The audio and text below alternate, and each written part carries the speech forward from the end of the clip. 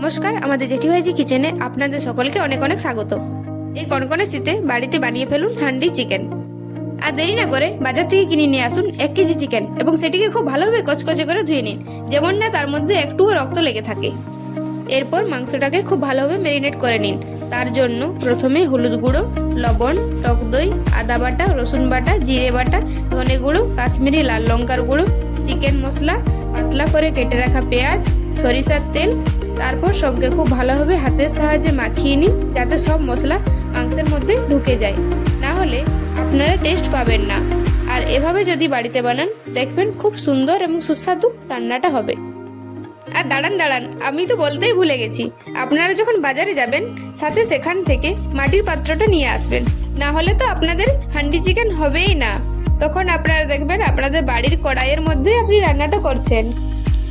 আমার কিন্তু মাটির পাত্রে রান্না করা সব খাবারই প্রিয়, কারণ মাটির পাত্রের মধ্যে যে একটা আলাদা গন্ধ আসে সেটা কিন্তু আমার খুব ভালো লাগে, খুব ভালো লাগে। দেখুন আমরা পেঁয়াজটা কি সুন্দর পাতলা পাতলা করে কেটেছি, আপনারা কিন্তু এভাবেই কাটবেন। আর পরিমাণ মতো সরিষার তেলটা দেবেন। আমরা কিন্তু ডেসক্রিপশন বক্সে সব কিছু ডিটেলস অনুযায়ী লিখে দিয়েছি, আপনারা চেক করতে ভুলবেন না। মাংসটাকে এমন করে মাখুন যাতে সব কিছু মিলেমিশে একাকার হয়ে যায়। আর দেখবেন তখন কাঁচা মাংসটাই দেখে মনে হবে যে খেয়ে নিই, এত সুন্দর দেখতে লাগবে। মাংসটা কিন্তু হাতের সাহায্যে মাখাবেন, কেননা এখন তো অনেক কিছু জিনিস বার হয়েছে, তাই সেসবে মাখাবেন না।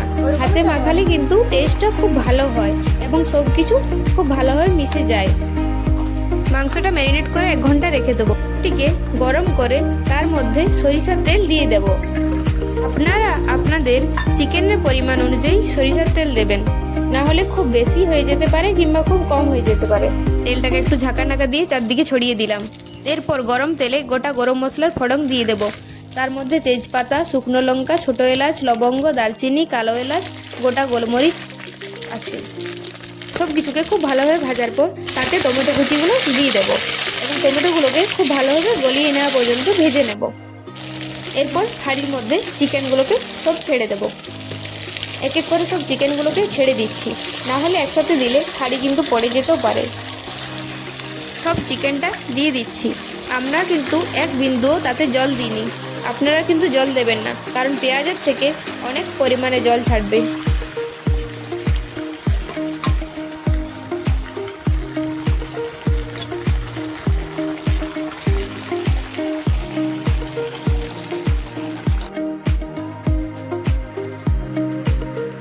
কম আছে পাত্রটিকে রেখে এরপর চাপা দিয়ে দেব। আস্তে আস্তে রান্নাটা হতে থাকবে।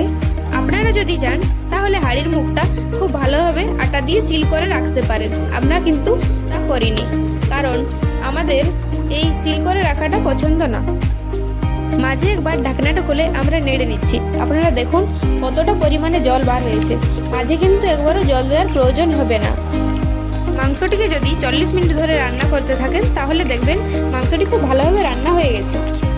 মাংসটাকে কিন্তু মাঝে মাঝে নেড়ে নেবেন, না হলে নিচে লেগে যেতে পারে। দেখুন আমাদের মাংস রান্নাটি কমপ্লিট হয়ে গেছে। তো আমাদের আজকের রেসিপিটি সকলের কেমন লাগলো তা কিন্তু অবশ্যই কমেন্ট করে জানাবেন। আপনারা সকলে আমাদের ভিডিওগুলি শেষ পর্যন্ত দেখুন এবং আপনাদের আপনজনের সাথে শেয়ার করুন। আমরা কিন্তু খুব কষ্ট করে ভিডিও বানাই, আপনারা কিন্তু আমাদের ভিডিও কেউ দেখছেন না, তাই আমরা খুবই দুঃখিত।